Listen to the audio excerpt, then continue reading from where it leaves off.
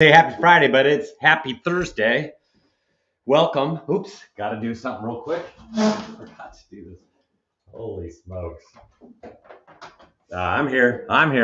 Hello. Anyhow, welcome. Hope everybody is ready for another housing debrief. A lot going on, and give everybody a moment to get on, but just wanted to say Thursday. Hope you are having a fantastic week. Hope everybody had a wonderful Easter as well. And I'm going to share my screen in a second. But anyway, we've been busy running all over the place, of course, with our typical soccer. And it's always a lot of fun. There'll be more soccer this weekend. We'll try to squeeze everything in, and a couple track meets. Got a track meet tomorrow. Got a track meet as well again on for Mason on Sunday. So we're busy. Everybody's busy. And we're wrapping up their season, so this is the busy time of the year. That's for sure. So glad you're all with us, and welcome aboard. We'll go ahead and get started. That's right. Time for the 411. I'm going to finally share the screen. There we go. All right. So this is another housing debrief, and I don't have a clicker. I don't know what I did with it. Did I set that puppy down? Anyhow, I am the designated nerd. I am a housing analyst. This is what I do. I like to crunch the numbers, look at the data, look at the details, all that stuff. So I hope that everybody is ready to tune in and listen to what's really going on in the marketplace. That's what I like to do. I like to give everybody the real skinny, the real scoop.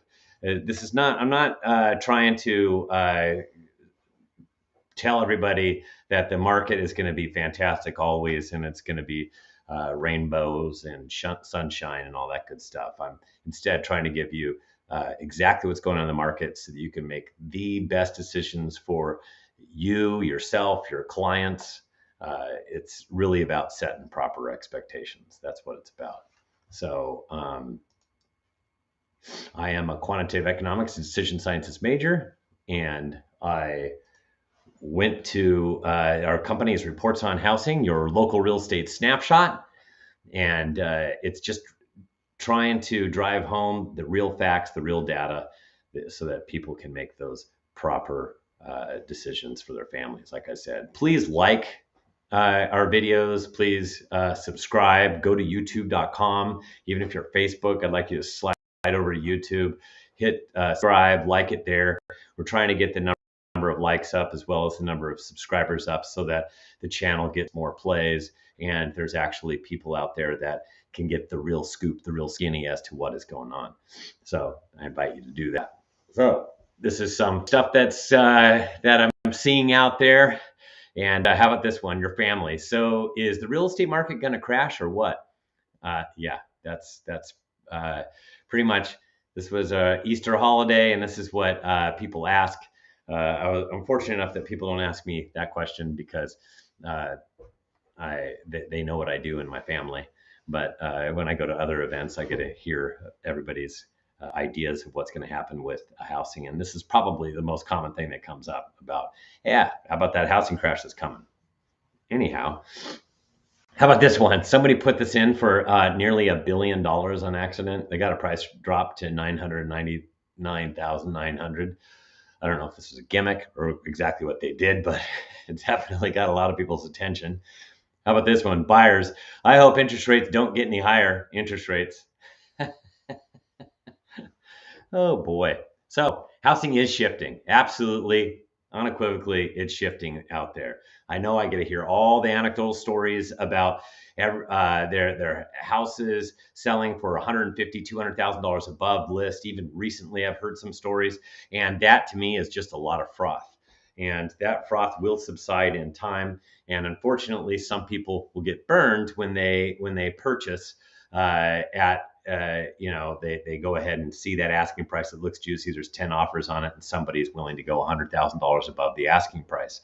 That, unfortunately, when this market slows down a little bit, we get appreciation that is a lot more tame.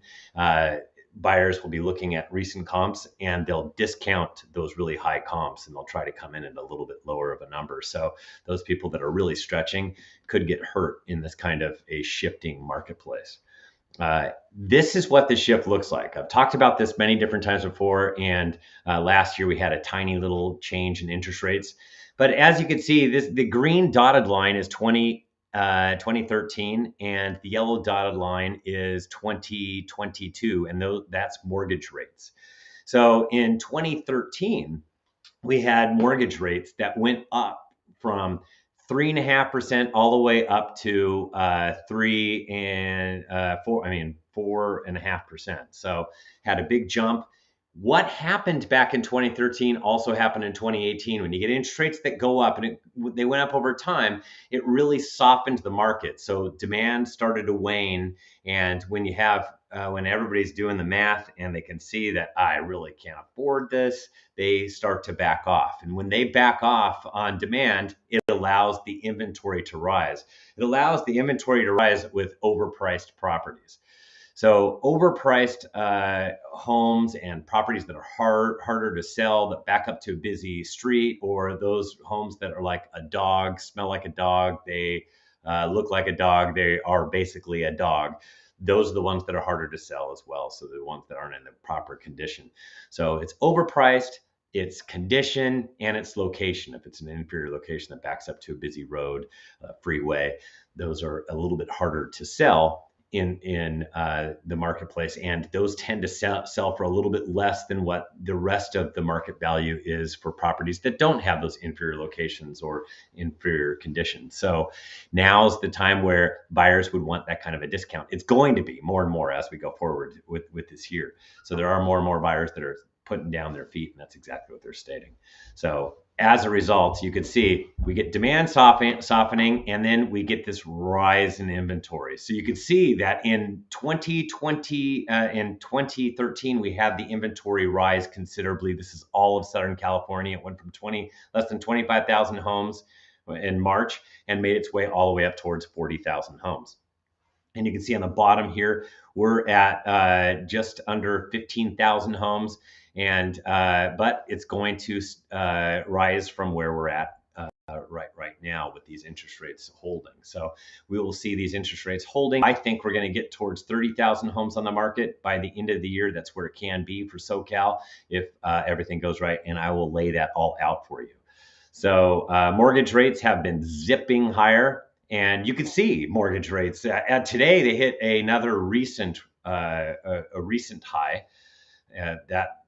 This is the spike that we've had so far this year. Have not really seen this kind of a spike before. They said the last time was 1994. I can't remember 1994, so I suppose they're right. I can see it in the data. I just don't remember it.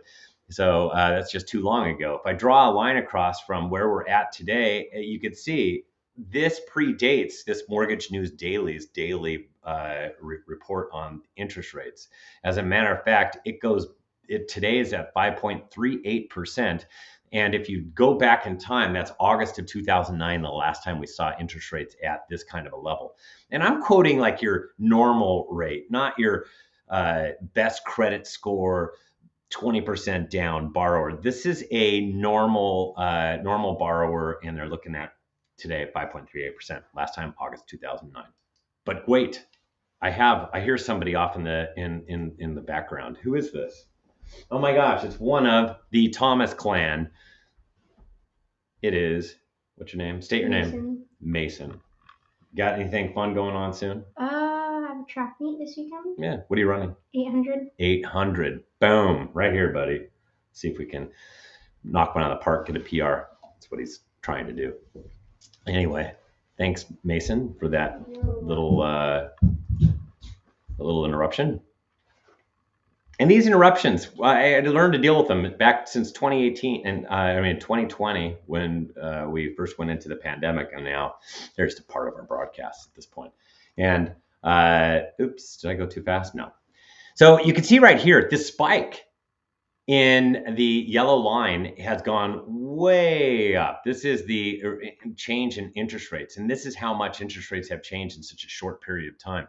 And we haven't seen anything like this, like I said, since 1994. And this is in recent memory. I mean, this goes all the way back to 2011. We haven't seen this kind of a change at all, period. So it's just a gigantic seismic change.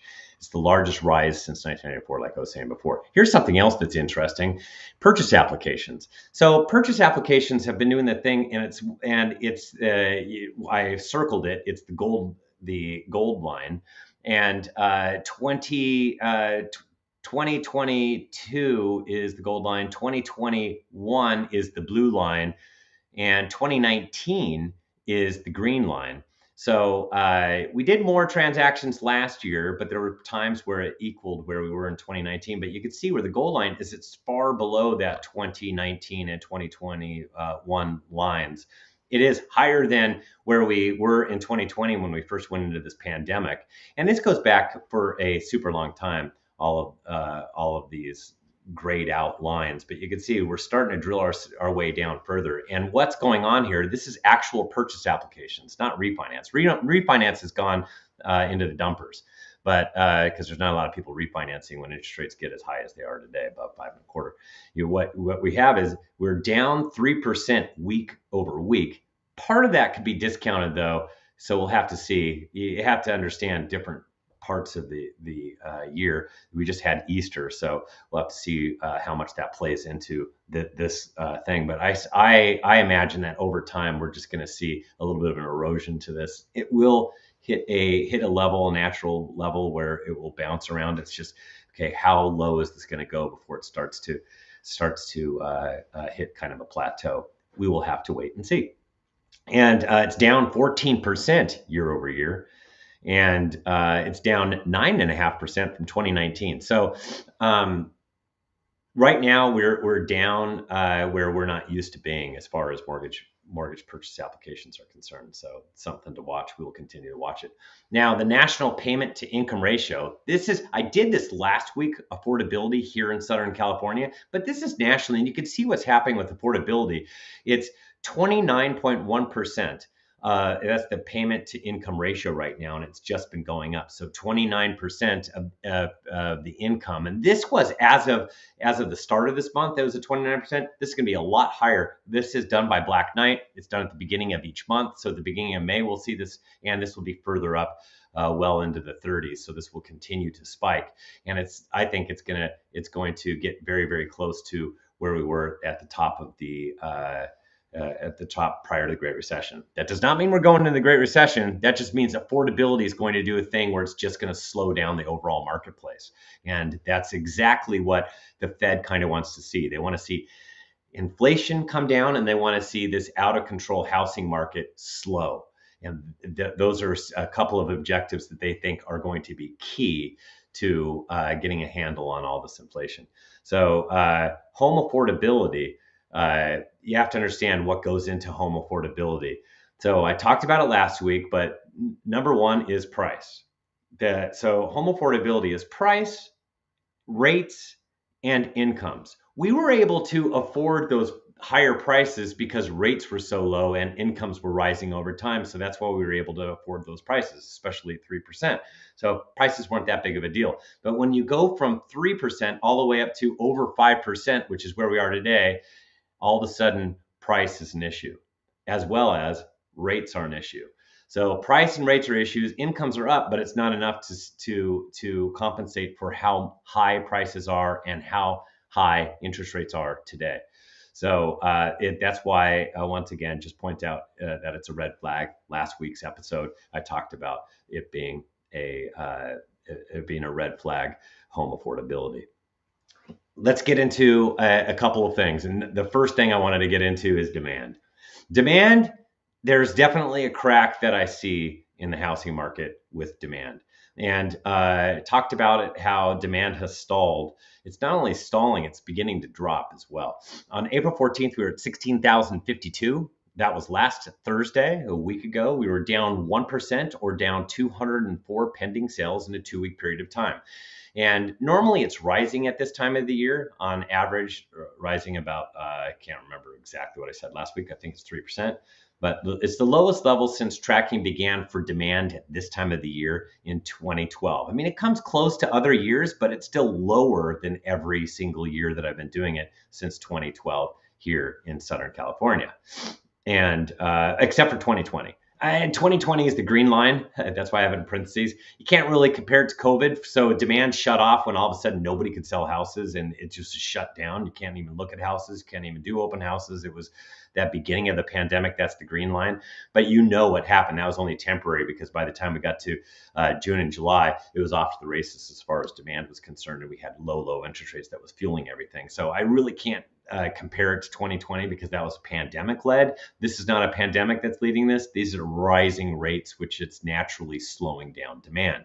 Last year at this time, we were at 19,308. That's 20% higher than where we are today. And the 3-year, that's the red line, by the way. The 3-year average is 17,728. And that's 10% higher than where we are today. That's the 3-year average prior to COVID, 2017, 18, and 19. I like to compare it to prior to COVID. And today, it's 15,572. So we went from 16,052 last week, and I crunched the numbers now, and it's at 15,572. So it's further going down.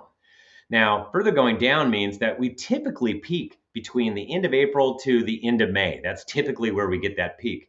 And instead, it looks like we peaked right over here about 4 weeks ago. And so we had a peak. It was all the way back in March. Here we are making our way through April, and things are a little bit different. So where are we going to go from here? It's going to continue to slide down, and we're going to see demand less than 2019 if rates remain where they are. Us above 5% with duration will definitely lead to us still doing lots of transactions, just muted compared to the last several years. So there will still be buyers and sellers, and there always are, that do transactions. It's just everybody's going to have to go after a smaller pie. So the more work you do out there, the bigger piece of your individual pie. But it's understanding that last year was a massive year for housing, best year in Southern California since 2005. So demand definitely trailing down. And time for me to get into our sponsor. Our sponsor is Kevin Buddy at Monarch Coast Financial. You're going to help me with this part? This is brought to you by also Zeke. He's going to bring in Kevin Buddy at Monarch Coast Financial. He's been sponsoring us for quite some time, Zeke. And he deals with more than one kind of borrower, so there's more than one kind of loan.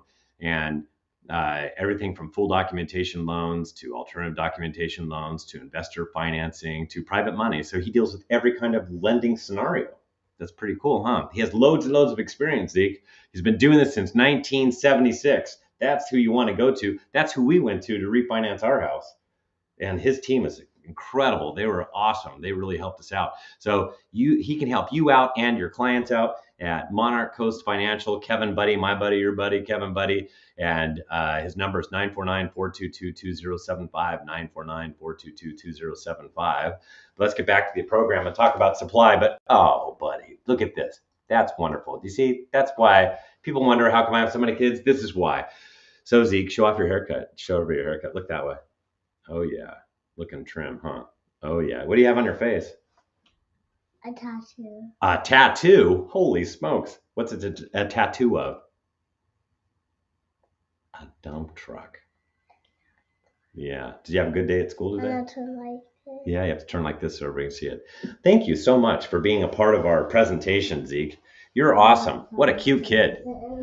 So we get back into supply. Ooh, wow. Let's talk about supply. Finally, we're getting supply. Everybody wanted more supply. And this is the only thing that was going to allow our supply to increase were these higher rates. So know that this is a crack. It's a good crack, but it's a crack nonetheless, because we have been drilling down to really low levels and just a really slight rises in the inventory. each year. Didn't get much of it for several years. This year is going to be noticeably different. So you can see already right here, April 14th, we were at 14,587, up 7%, or 924. Remember last week I did it and I had one number. I had the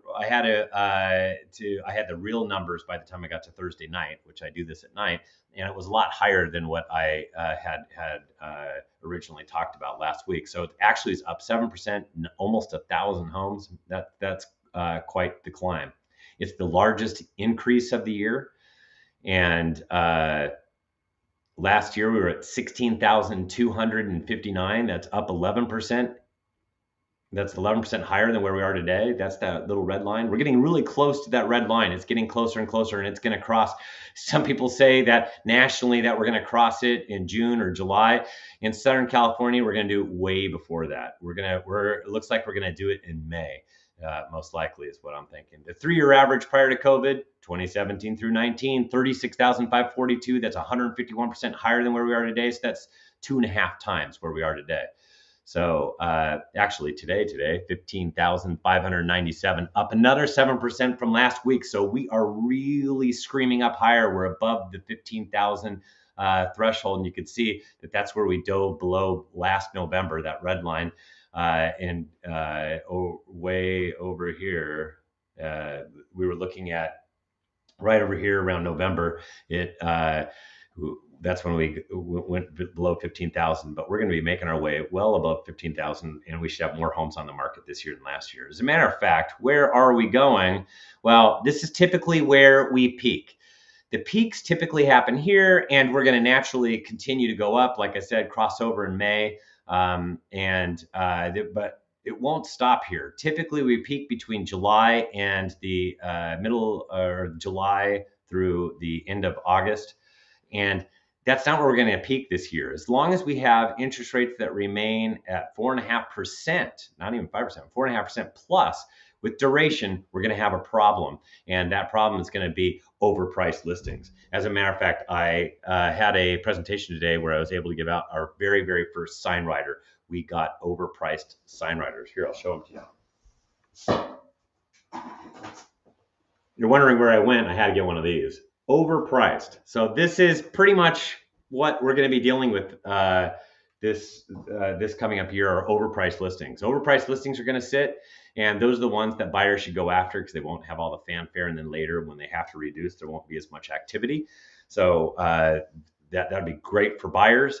As this year progresses, we're going to get to more and more overpriced properties where we're going to see a lot more price reductions. We're already starting to see more price reductions. It's just incrementally going up. It's a real slow process of us getting to this changed market. It's just in the middle of shifting gears right now. And so because these overpriced properties sit and languish on the market, and the properties that back to busy streets, the properties that need a lot of work, won't sell immediately. They will go ahead and languish on the market. They will accumulate, and we'll watch our inventory. What last year it peaks during the summertime, but this year what's going to do is going to continue to grow, and it's not going to peak until we get to close to 30,000 homes is what I'm thinking by the time we get to right around October to November, where we peak late. We've had these late peaks before. We had it in 2013. I showed it on one of those earlier slides. We had it in 2018. This year, as long as we have these interest rates that are higher duration, this is exactly where it's going to go. So how fast is this market moving? Well, the market is moving fast, right? So it's still moving fast. April 14th, last week, 27 days, up 2 days in that 2-week period of time. Actually, there are more homes on the market than last year. That started 2 weeks prior to that. So now we're looking at 3 weeks ago that started. So it had been, always had been less than the prior year since July of last, or actually, you can see on this thing, it's been since May of 2020. So since May of 2020, we've been dealing with fewer homes, a faster market time than the prior year. But now we have a slower market time than the prior year, just barely though. And last year we were at 25 days, so it's really close. The 3-year average is 62 days. That's still a seller's market. It's just a normal seller's market where we have that standard 5% appreciation per year. And today it's actually up to 30 days. So we went from 25 3 weeks ago to 27 last week to 30 this week. So you can see it's really beginning to change. Going from 25 to 30, you're thinking, yeah, Steve, it's not that big of a deal, but it is a big deal. We're adding a week really fast, and then it will add another week, and now we have 2 weeks longer, and then slowly but surely we will have change to a market that's no longer instantaneous with tons and tons of offers. So, and there's still a ton of froth in the marketplace. Holy smokes, there's a lot of froth. I get to hear all of your great stories out there. They're so great that I just want to plug my ears, but I still have to hear them so that I know that it's still existing, and that is exactly what's going on. You're dealing with the froth in the market. I'm on NBC today at 4:45 this evening, and that's NBC4. It's Los Angeles news, and he asked me the question how a buyer should approach this market. My thing is, do not pay 3.9% above the asking price right now. Get the stuff that's overpriced, and there will be in the market, and they will come down in price, and those are going to be the people that will be easier to pick off because they will have fewer multiple offers.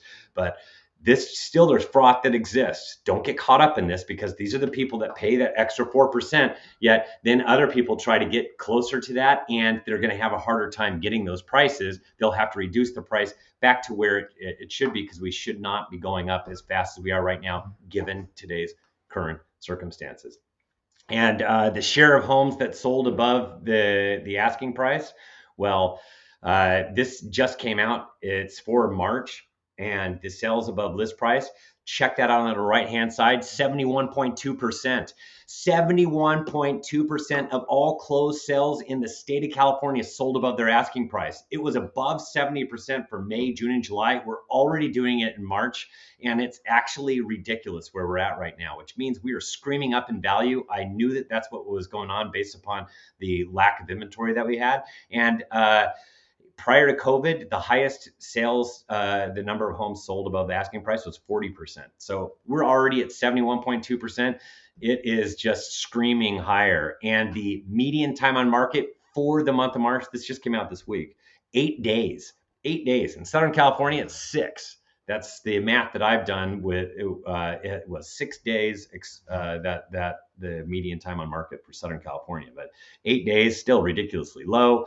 Sales to list price ratio 103.9%, which means on average homes across California are selling 3.9% above their asking price. And I've heard all of this out there. So people are telling me even there's stuff at like 1.2 million is selling at 4% above the list price, which is, like I said, that is not what I recommend for buyers to stretch like that.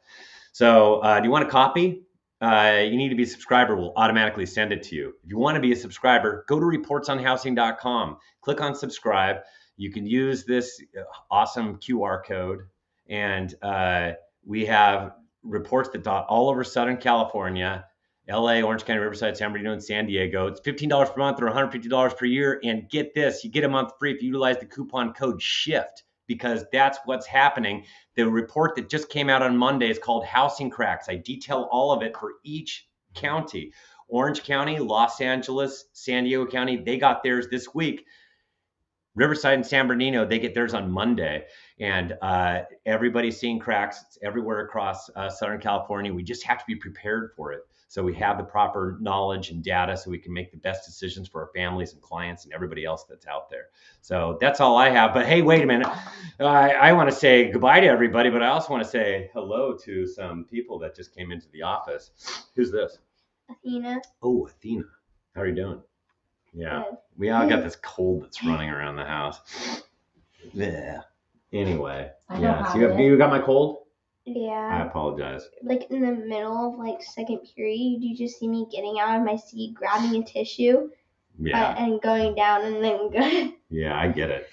So, yeah, I'm right there too. I'm right there. Thank you, sweetheart. Who's this? Alana Joe doesn't have to stand on anything. She's getting taller and taller. So yeah, she was in a talent show last night. This girl. Well, at least I was in the back, so. You have talent. I was even thinking we should have you juggle the soccer ball. That would be fun to watch.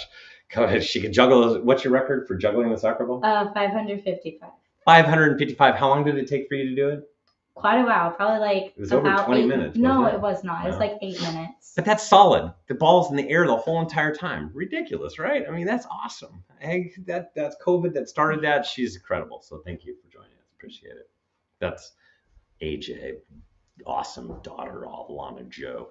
Anyways, thank you guys. If you have any questions, put it in the chat, the comments. I'll be more than happy to take a look at that and answer them. And feel free to ask away anything you're seeing, anything that you want to report on, anything that you want to share. Please put it in the chat. Ask any questions. Like I said, we will see you next week. Stay tuned tonight. I've got Hulu, but I can still get Channel 4 News. So KNBC Channel 4 at 4:45. That is unless there's a car chase, because the car chase preempted me actually getting to talk about it at 4:45 and 5:55 p.m. That's what happens when you have cars. There was 2 car chases this morning too. So, hey, and you want to know something? They should do the housing market, because the housing market, just based upon March's report, is out of control. Somebody needs to pull it over, do a pit maneuver, do something. Slow that puppy down. Anyways, see you next week. Have a fantastic finish to your week.